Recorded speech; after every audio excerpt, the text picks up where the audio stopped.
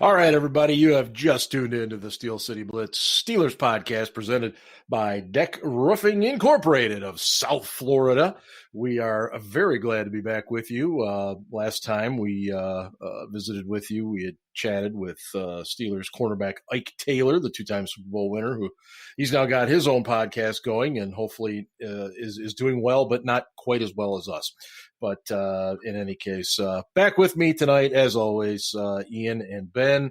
And as everyone knows, guys, we are still in the midst of the pandemic. And I get at a loss for words at this particular time, but it is what it is. And I am. I just, doing what I do for a living, I get asked quite frequently, when is this going to be over? And what's it going to look like in the fall and all this kind of stuff. And I just honestly, I don't know, but people don't really want to hear that. It's not what they're here for. Nope. In any case, Ben, I know you have cracked into a very nice bottle of whiskey tonight. How are things going for you? Pretty well now. Oh, well, indeed, yes. And Ian, how are things in the Commonwealth? They're good. I mean, things are, actually sort of starting to reopen. We have this, sort of red, yellow, green stoplight plan that our governor's rolled out. And the northern and northwest part of the state was able to move from the red to the yellow phase beginning on Friday of last week. And it was announced on Friday of last week that all of southwestern Pennsylvania, including Allegheny County, but not including Beaver County, sorry folks, was moving to the yellow phase starting this Friday, the 15th. So things will probably start to open up slowly.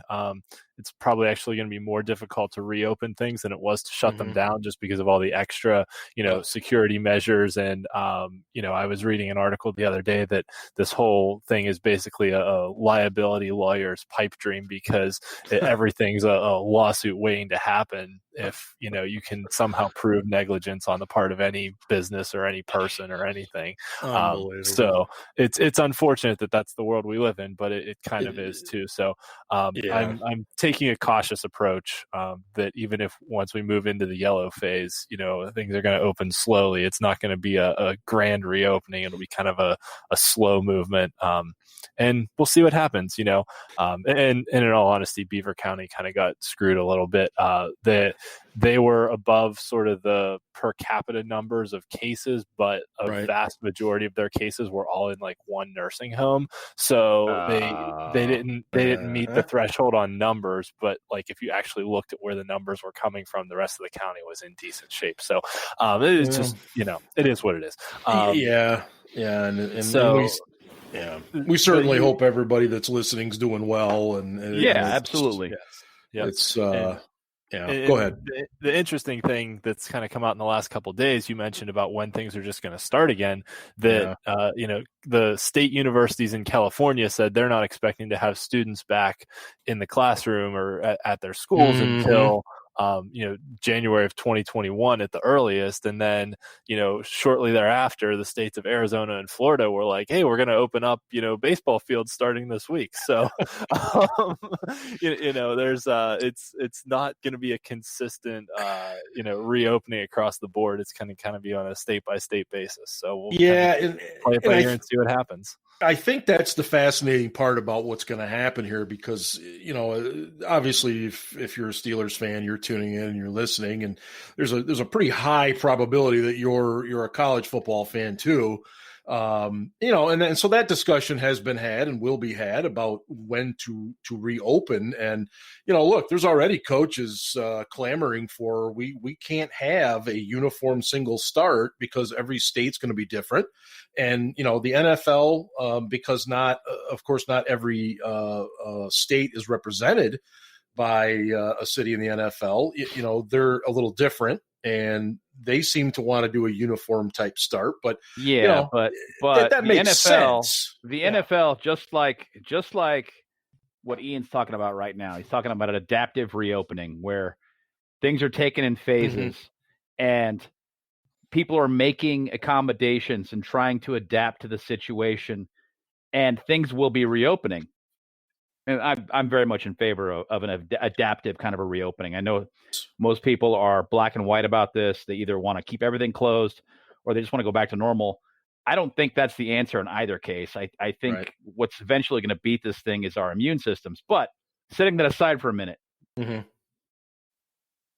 what's probably going to end up happening is the California teams are going to be told they can't have players, they can't have games in the stadiums, which if you're the Los Angeles Rams and you just built this $2 billion stadium, you're pretty disappointed about that, but it is what it is. So the NFL is probably going to end up moving those home quote unquote games to Las Vegas and to Phoenix. And those teams will end up playing home games, those teams being the Chargers, the Rams, and the 49ers, playing home games out of state. And the ball will keep rolling. The games will be played. Now, that's what I'm being told. Now, it doesn't necessarily mean that there will be fans in the stands. I guess we can talk about that later here. But, right now, that kind of is the emergency game plan because everybody seems to feel like California is going to be the last state to open back up. It certainly feels that way, and the points that you're both raising, but then that last point, Ben, about the California teams is, my gosh, that is fascinating because, like you said, you got the two Los Angeles teams that have spent large sums of money to get that stadium up and going, and they're not going to be thrilled with anything short of opening in their own stadium. But you're right, that's going to be a tough go if the state government says forget it, it's not happening. Right. But again, I don't want to jump to too many other things here because I know we need to talk Steelers and the sad, the good, bad, sad, whatever you want to call it, part here is that we got to the draft and the draft in its virtualness went really, really well. And it gave us a sense of normalcy. And then we got the schedule release, which again gave us a sense of normalcy. And now we're in this wait and see period. But the fun thing is we still get to talk in a manner in which the season hopefully is going to actually take place in all 16 games. Now, that's our hope as of right now, and that's the way we're going to approach it. So as you guys saw the unveiling of the Steelers 2020 schedule, Ben, what was your first thought when you took a look at that 17-week schedule? It's easier than last year. I mean, yeah. For starters, there are only 2 trips outside the Eastern time zone. And, we know Mike Tomlin's record. That's my brand. Yeah, whatever. Yeah. We know Mike Tomlin's record in the Eastern time zone is really solid and not so great outside it. And the further west you go, the worse Mike Tomlin's teams tend to play. Mm-hmm. And the furthest west they go this year is Dallas. And then there's only one other game in the CST, Tennessee. the Central, Tennessee and Nashville. That's it. Other than that, they play all of their games in the Eastern time zone. And I want to say, what's his record? It's like 70%, Ian. It's close to that. Yeah, I was just pulling it up. Give me a minute. I don't know what it was after last season. It was 69 and change. Yeah. Before last season, but Ian hasn't updated it, so I blame him for not having absolutely. It will be updated. Pretty much it will his be fault. Updated this year, like it always is. I post a time zone article every year. Yeah. Okay. Whatever. It's not done yet. So. Well, hey, they will open, of course, on Monday night against the New York Football Giants. Yeah, what is up with that? I hate Monday games to open. I do too. And I do too. Monday night on the road, 2 years in a row. What the hell is that bullshit, you fuckhead NFL fuckers? Well, besides the fact that our PG rating just went down the toilet. I mean, we opened in prime time, of course, last year in New England, and now we're going to have to do this. Excruciating, man. It is.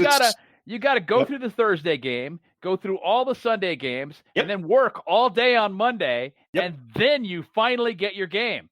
Yeah. God. And it's going to be long. It's going to be a long, long Thursday, Friday, Saturday, Sunday, and Monday. Take that day off work. Well, for you might need Monday and Tuesday off. But hey, the good thing about that opening Monday game is that we have the early one. So they do that doubleheader on Monday, which is exceedingly stupid. But at least we have the early game that's at 7:15 Eastern time and not at 8:30 like a normal Monday night game is. So at least it starts a little earlier, it's over a little earlier, and we don't have the 10 p.m. Monday night game. Yeah, which is it's not a horrible travel trip either. It's just northern New Jersey. What do you New mean York we don't have there, the 10 so. p.m. Monday night trip? The first They week? don't. Yeah, the first week. We played. Remember the double header? So we play the first game, which kicks off at 7:15 Eastern.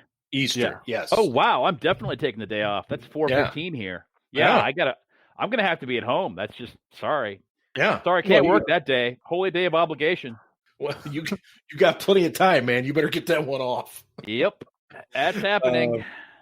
People are going to be pissed here. They're going to be angry. I did not realize it was not a 10 p.m. game.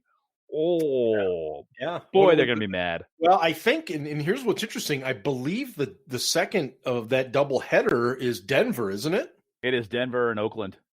Is it Denver and Las Vegas? Or whatever, Oakland. I think it's Tennessee, isn't it?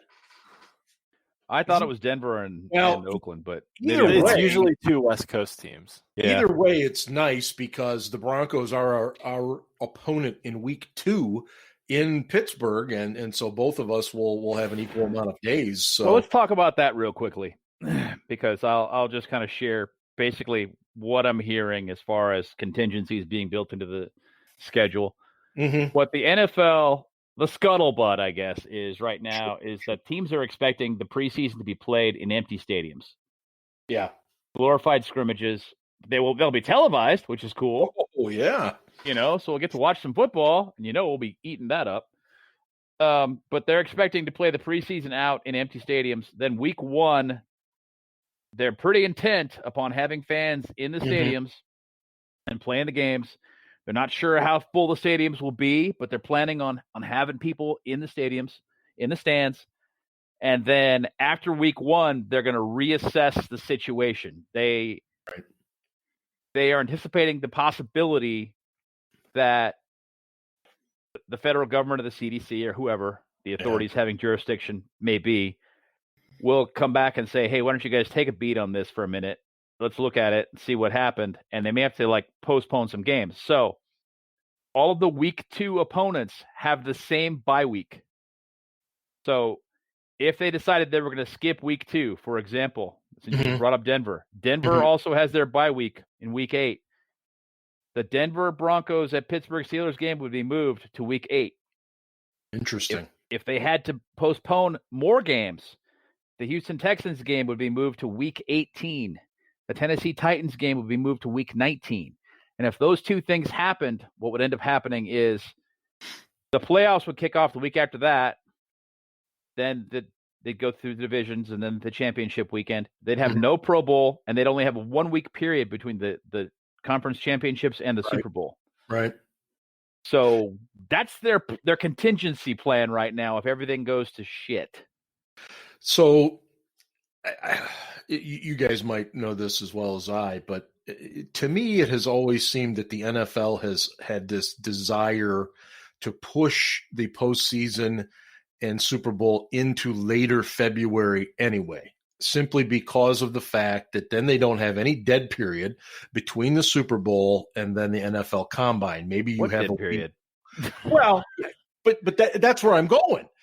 To me, the NFL is 365. It doesn't matter what's going on, but they love the fact that they would have football all the way into February, take a week off after the Super Bowl, and then, hey, kids, what do you know? It's the NFL Combine. Boom, there it is. So I don't think this would be the worst thing in the world in the eyes of the NFL. But be that as it may, I think we all want this to go well and on schedule. Ian, were you able to pull up the Tomlin numbers at all? I was. How about that? So overall in the Eastern time zone, both home and away / neutral, counting the Super Bowl victory in Tampa. He is 127, 57, and 1 for a 69% winning percentage, 68.9, but 69 we'll call it. Very nice winning percentage.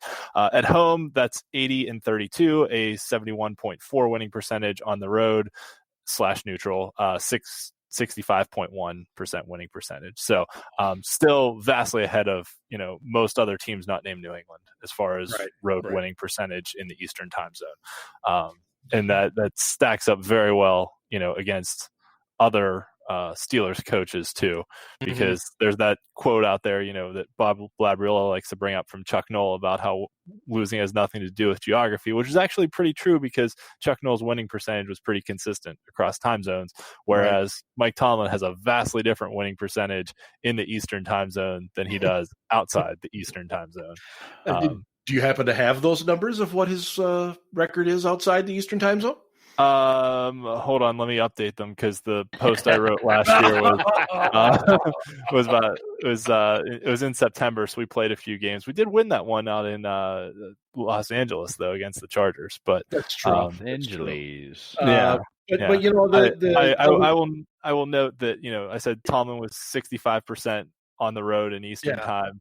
Bill Cowher was about 59%, and Chuck Noll was 41%. So Tomlin's been much better in the Eastern time zone on the road than the last two Steelers coaches. It is fascinating to say the least. The Steelers, of course, will open their first 6 games. 4 of those first 6 are at Heinz Field.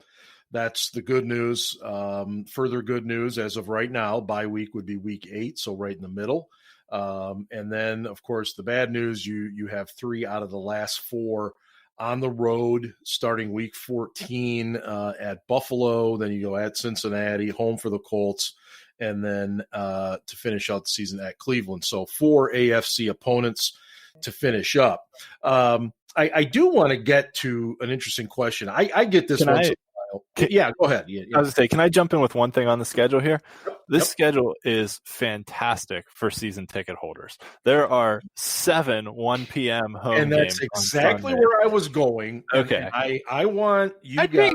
I think you should not get too comfortable with the thought that there are going to be 7 1 p.m. games because there are 2 reasons. One, flexible scheduling starts week 5, and looking at some of those night games, there are some stinkers scheduled this year, in my opinion. And the thing that also happens typically with the Steelers is just to boost ratings, they move the Steelers game to a 4:25 game because it's a more desirable time slot for the Steelers and it drives ratings for CBS. So I'm just saying, I don't mean to pee in your Cheerios here, but it occurs to me that some of those times are probably going to be moved. And that's very possible, but so and even the one home night game that we do have is Thanksgiving night against the Ravens, which is great because nobody works the next day. Anyway. With the exception of retail folks that have to go in and work Black Friday, which absolutely sucks. But it's that's a great home night game to have, and I enjoy night games too, but for season ticket holders especially, I know we've talked about this before, people that live out of town, it's much easier for them. People that sit in front of us at Heinz Field are from Weirton, West Virginia, and it's a hour plus drive. They're older folks and they don't come for night games, so they'll sell their tickets for all the night games, and then you get a bunch of different people there, and if you get people that are either opposing fans or just sloppy drunk assholes, like it's not as fun as the people that that you've been going to games with forever. So it's a great schedule for potential for season ticket holders if it stands. But even to Ben's point, and to your last point, Mark, 3 of our last 4 games are on the road. So the potential for moving games to create sort of better matchups later in the year, there's not that much to choose from. The second half of the schedule after the bye week, we have the Bengals at home at 1 p.m. and they're probably going to suck. I have a hard time seeing that game getting moved. The Ravens is already Thanksgiving night. The Redskins are going to suck, so that's not getting moved. And then the only other one is the Colts, which could get moved, but still. And that's the Sunday after Christmas, December 27th. So, that's possible. But also, at that point, the Steelers have 3 night games in 4 weeks, at home against the Ravens, then we're at the Bills on Sunday night, and then we're at the Bengals on Monday night. So, and especially since we already have a Bengals game in prime time, I doubt that first one will get moved. So, I mean, they could bump that Colts game, but that would put the Steelers in prime time 4 out of 5 weeks. If anything, I expect that Bengals game in prime time to be moved back to a regular time because they're going to suck balls, and that's late in the season. That's a Monday night game. It can't be. Oh, okay. Then you're right. Yeah, it is. Yeah. Although they're talking about flexing that too in the next contract. But the games that I think are targets to be moved, and not necessarily to like a night game, but just like an afternoon game. Yeah. The national doubleheader are Houston, Philly. Houston's week 3 though. Yeah. Yeah. I don't know. No, they can't do that, can they? Yeah, not that early. They can't move it 2 hours. Unless they move it back to the end of the season, in which case they can do whatever the hell they want. Right. The Ravens game is already a night game, but the Ravens game, that's away. Never mind. Yeah. See, I'm saying this is a great schedule for season ticket holders. Well, if you like 1 p.m. games. I love 1 p.m. games. They're great. So Ben, you right now are the voice of West Coast Steeler Nation. Yeah. Because for you, that's not a 1 p.m. game. That's a 10 a.m. game. That's right. So what I mean, is that like breakfast at Ben's? I mean, what does your day look like on Steelers games? I love 10 a.m. games. They are fantastic. Okay. Yes. And people that move here from the East Coast and whine about it, I'm like, what the fuck is wrong with you? I get up in the morning. I mean, me personally, I get up at the crack of dawn on Sunday, and I go to the gym and do my thing. I have a little routine I do on Sundays. Okay. And then I go have breakfast with my friends about 7:30. And as soon as we finish eating, we start drinking. So we drink for a good hour before we even go to the bar to hook up with the fan club and watch the game. So, right. It's fun. It's a fun day. Black and gold Sundays are a blast here in Portland. If you didn't already know that, Portland Steeler fans, you're missing out. I mean, there are generally speaking 150 to 200 people there that are all group. Hanging out, screaming at the TV. Here we go Steelers.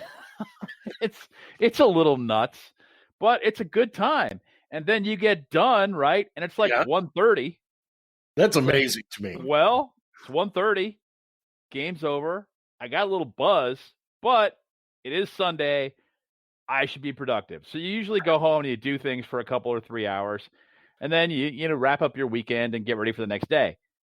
But it's not like, I mean, but it's not like your whole Sunday is gone. What I hate, me personally, are the 4 o'clock games, the 4:25 games. They're like right in the middle of the day because you don't do anything. You don't get anything done on Sunday. Nothing. Your whole day is gone. And this is where I was going with perspective, because if I were a season ticket holder, then I would love the 1 o'clock game. But as somebody who views the game, I hate the 1 o'clock game. I hate the 1 o'clock games because can't stand the 1 o'clock game. Yeah, that pisses me off. I prefer the 10 a.m. games, which are 1 p.m. for Ian. Yeah, or the night games, which Ian doesn't like. I love the night games. Like them. Because the night games here are at 5 o'clock. It's like, here we go. Game's over by 8:30. That's a big deal. Whatever. But Ian, what is the true draw of that 1 o'clock time slot? Is it because of the travel aspect?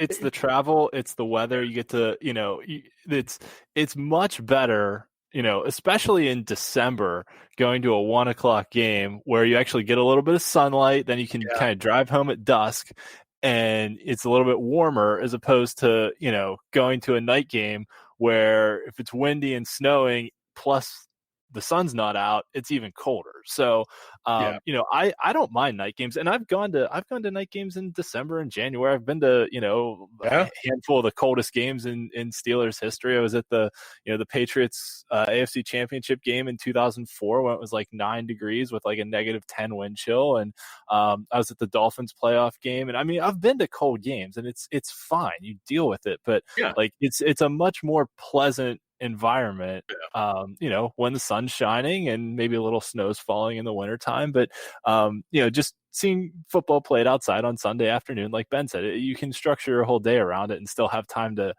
actually do stuff. And, you drink a little bit before the game. By the time the buzz wears off, it might be 8, 9 o'clock at night and you're ready to watch Sunday Night Football, but then you're not like tired and hungover the next day. Yeah, at work too. Like, night, especially Monday night games are really bad because not only do all the out of town folks sell their tickets, and then you get these first time fans who have no clue like what they're doing in a stadium, and a lot of them will either go right down to the stadium after work or take a half day and start drinking, so they're blitzed out of their mind. And it's just like it's Monday night games especially are not a fun atmosphere. Sunday night games are still fun, but it's not, that lead up time. There's a big difference. Need to go to a game with Ian at some point. I need to sit next to him after I've been all day. I think that'd be really fun for him. Let's get a live video feed of that. Can we get that? It would be fun. I hate to sound like an old curmudgeon here because I'm the youngest one of the group, but there's a level of enjoyment. You like that. You're there to watch the game, right? You're not there to be pissed off at other people sitting around you who are acting like jagoffs. Like that takes away from the enjoyment of the game. Well, to me, I'll never understand that. Why do people spend money to go to an event like that and get so hammered that you act that way? I mean, don't you want to watch the game? I don't understand. I mean, if I'm going to the game, I want to watch the game. It doesn't mean I'm not going to have some adult pops, but I'm going to watch the game. It's it makes.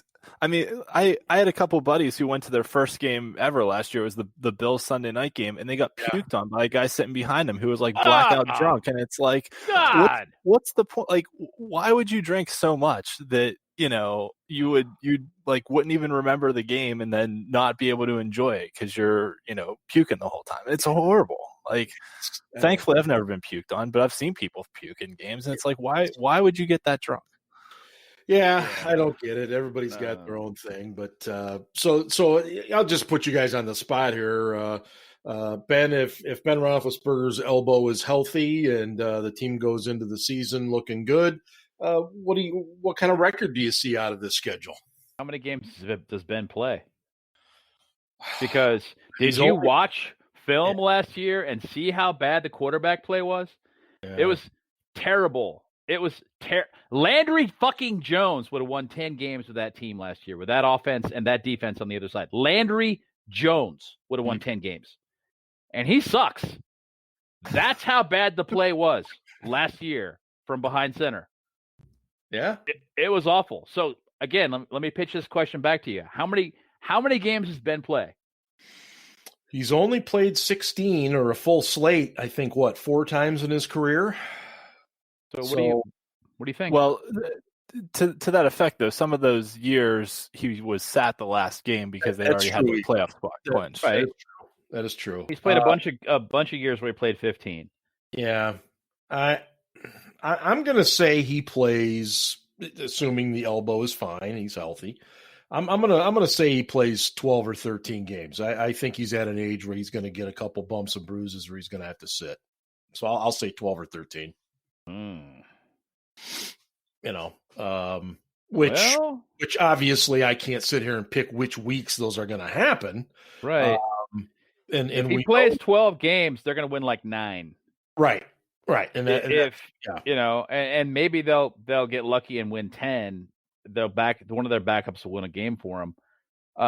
And I understand the need to find out if Mason Rudolph can play, if he can rebound. I get it. I understand why they did not sign a veteran, but I have no faith in Mason Rudolph after last season. Right. Because I don't think his issue really, he lacks arm strength and his pocket mobility is suspect. His pocket movement is weird. He doesn't have any pocket presence. He doesn't seem to know when the rush is coming. But his biggest problem is he can't see the field. I don't think he can read NFL defenses. And if he can't do that, there is no way he's ever going to be a starter in this league, ever. And so I have no faith in him, or next to no faith in him. But I understand why they did what they did. They've got a fair amount invested in him, and they think that he has potential, so they have to find out if he can do it. So that it is what it is. But if he has to come in and be the guy, even his film against the Jets, where people thought he played really well when he came in, he sucked. He sucked. He was awful. I'm sorry. He missed open receivers for easy first down conversions and took the check down. Mm-hmm. And that was the hallmark of his play all season in 2019. He was awful. He was terrible. And yeah, I just don't have any faith in him. If Ben goes down, the season is over. We may as well start planning for the big draft pick the next year. Yeah. And if Ben only plays 12 games, they win maybe 9. If Ben plays 14 games, they win 10 or 11. Ian, where are you with that? I think 10's a good number. I feel like 10 in that 10 or 11's a good number. I feel like 10's pretty solid. That gives you some wiggle room, and really with 7 teams making the playoffs, there's no reason a 10-win team shouldn't make it. So 10 wins would get us in. 9 wins might get us in. Heck, with how 8 wins would get us in. This is a dumb rule, but anyway, I digress.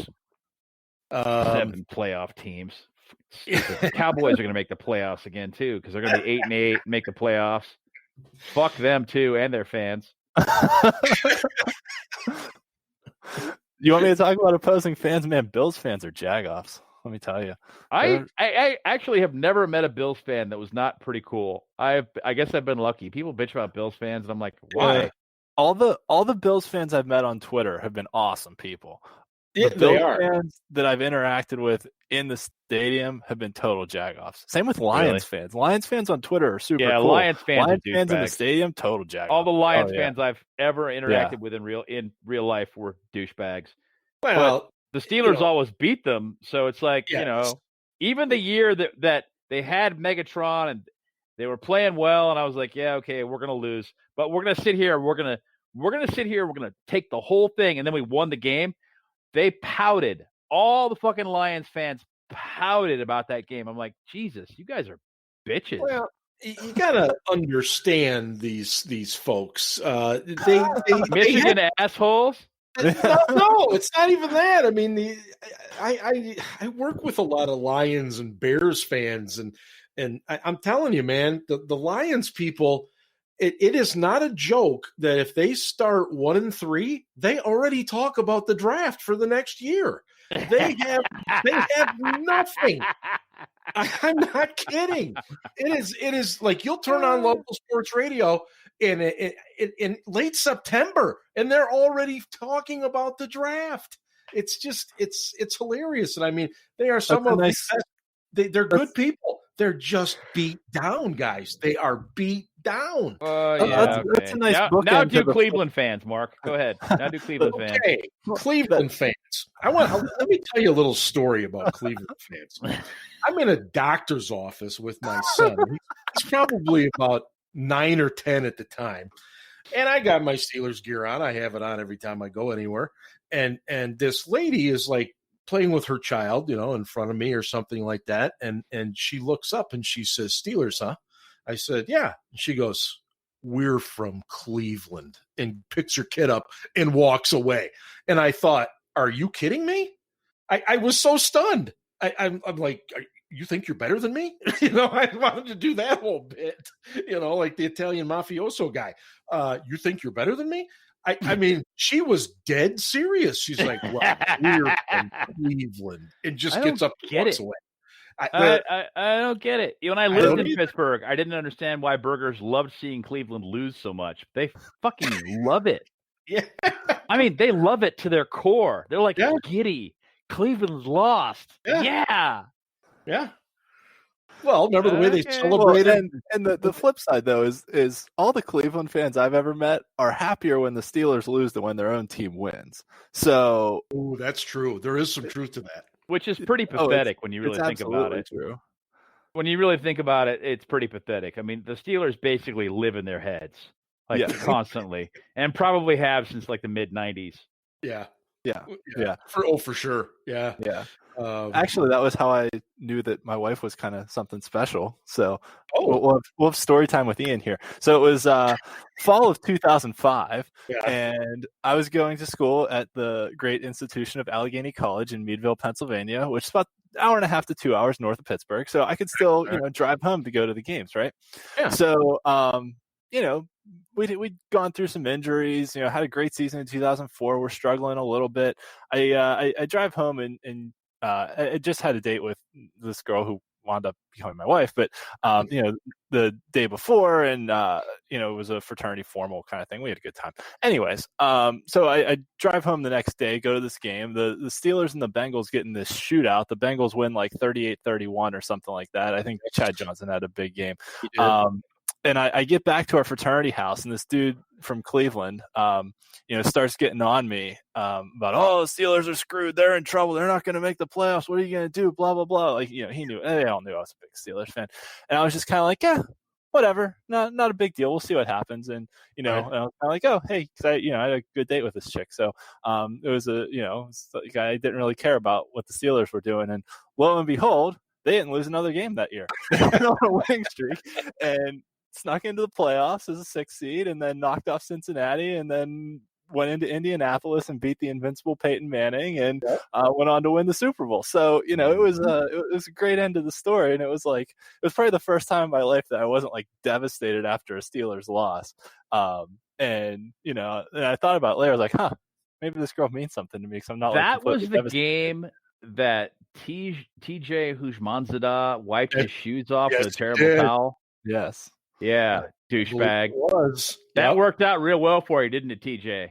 Yeah, fucking asshole. Never liked that guy. Never liked him. Oh, of course he was a Bengal. Didn't matter. Bunghole. Yeah. So Ben, did you have any stories? Ian and I have both made it story time today. So story time about what? Bengals fans or any fans? Browns fans or? Hey, I did want to say though, Mark said that once the Lions start 1-3, people start looking to the draft. But that's a really nice kind of bookend to the sports season up there. That the Lions start 1-3, and then Michigan finishes 1-3. So, well, I was going to say when true. Well, you mentioned living in heads. I mean, there's no question that Ohio State is in the head of Michigan and has been for the last 15 years. That's it. I got nothing for that. Ian, I got absolutely nothing. How much time do we have left? What's that? We have too much time. That's what we have. Guys, before we wrap things up, and this has just been a hilarious show. I don't even know what to say about it. Any holes on this roster that you think need to be filled or will be filled, Ian, as we approach training camp at that point, maybe, I don't, is it just depth or what? Punter, Jordan Berry sucks. Okay. Besides that, because Jordan Berry is going to be money in like September and early October. Yeah, it's easy to kick a ball when it's 90 degrees outside. Right. The ball flies far, and it's not easy when it's like a rock when it's 20 degrees in December. Exactly. Awesome. So, beyond that, it's going to be interesting to see how they deal with the safety and inside linebacker depth. We talked about this before the draft, and they drafted the kid from Maryland. And there's some talk about them using him at inside linebacker as kind of that hybrid dimebacker type role, which was something they absolutely needed. Mm-hmm. But it's going to be interesting to see, we have starters at both positions, but not a whole lot behind them. Right. And I think as far as depth goes, we're pretty good everywhere else. We talked about this on our post-draft podcast, that we really addressed all the positions where we needed depth in the draft. Before the draft, we said, hey, they don't need a starter anywhere. They just need depth everywhere. Mm-hmm. And they addressed all the positions of need. I think a lot of people probably felt like they addressed them in the wrong order and would have liked different people at those positions. Sure. But, they did address all the positions of need where they needed depth during the draft. So it'll kind of just be interesting to see how the rotations shake out, who wins that right tackle spot, what they do at left guard, what the wide receiver rotation looks like, what the running back rotation looks like. There's going to be a fun little running back battle in training camp too. So yeah, I think we'll kind of running just see back how is it all shakes solid. out. I agree with you. Yeah, Ben, go ahead and finish us up tonight. I think running back is solid. I know some people are concerned about the depth there and whether or not Connor can stay healthy. Somebody in that running back unit who should be in the NFL is going to get cut. Yeah, for sure. They have 5 quality backs that should be NFL players. One of them's getting cut. Derek Watt's going to play a bigger role than Rosie Nix did.